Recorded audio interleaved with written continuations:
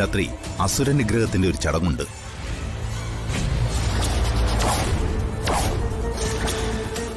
വലിയ ഒരു രൂപം കത്തിക്കുന്ന ചടങ്ങാണ്.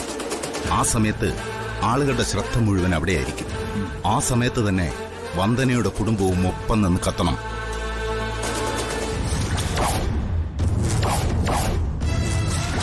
അകത്ത് കിടക്കുന്നവനുണ്ടല്ലോ, അവന്റെ കുടുംബവും.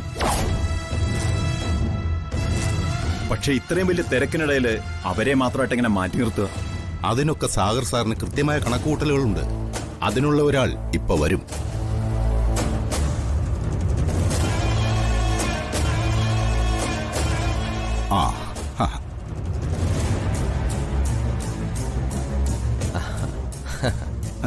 ഹലോ.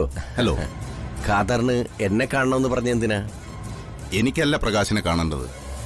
പ്രകാശിനെ എന്റെ അടുത്തേക്ക് അയച്ചത് മറ്റൊരു സാറാ. മറ്റൊരു സാറോ? അതെ. ആദ്യം ഇത് പിടിക്കൂ.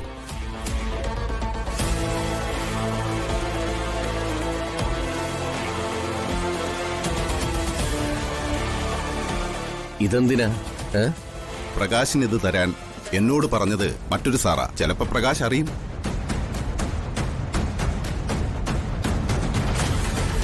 ഇപ്പോഴും മറ്റൊരു സാർ ആരാണെന്ന് പറഞ്ഞില്ല. പറയാം. കൃത്യമായിട്ട് സാറിന്റെ കോളും വന്നു.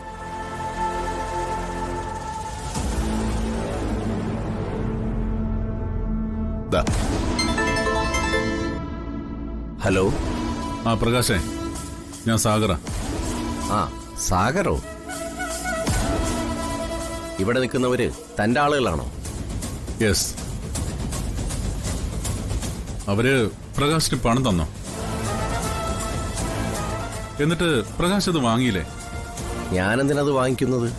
ആ പണം പ്രകാശിന് അവകാശപ്പെട്ടതായതുകൊണ്ട്. എനിക്ക് വേണ്ടി പ്രകാശ് ഒരു കാര്യം കൂടി ചെയ്യണം. രാഗിക്ക് വേണ്ടി ദിയമോളെ കിട്ടിയേ പറ്റൂ. അതൊന്നും ഇനി ആർക്കും പറഞ്ഞാൽ മനസ്സിലാവില്ല. നിങ്ങൾ ആ ശ്രമം ഉപേക്ഷിക്കുന്നതാണ് നല്ലത്.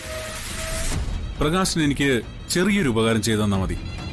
അവരെ എല്ലാവരെയും ആ നരകാസുര വിഗ്രഹത്തിന് അടുത്തേക്ക് കൊണ്ടുവന്നാൽ മതി. ഞാൻ അവരോട് കാര്യങ്ങൾ സംസാരിച്ചോളാം. എനിക്ക് മനസ്സിലായില്ല. പ്രകാശിനിത് നിസ്സാരമായിട്ട് ചെയ്യാവുന്നൊരു കാര്യമാണ്. എന്നെ സംബന്ധിച്ചിടത്തോളം എന്റെ ജീവിതത്തിലെ ഏറ്റവും വലിയൊരു കാര്യം.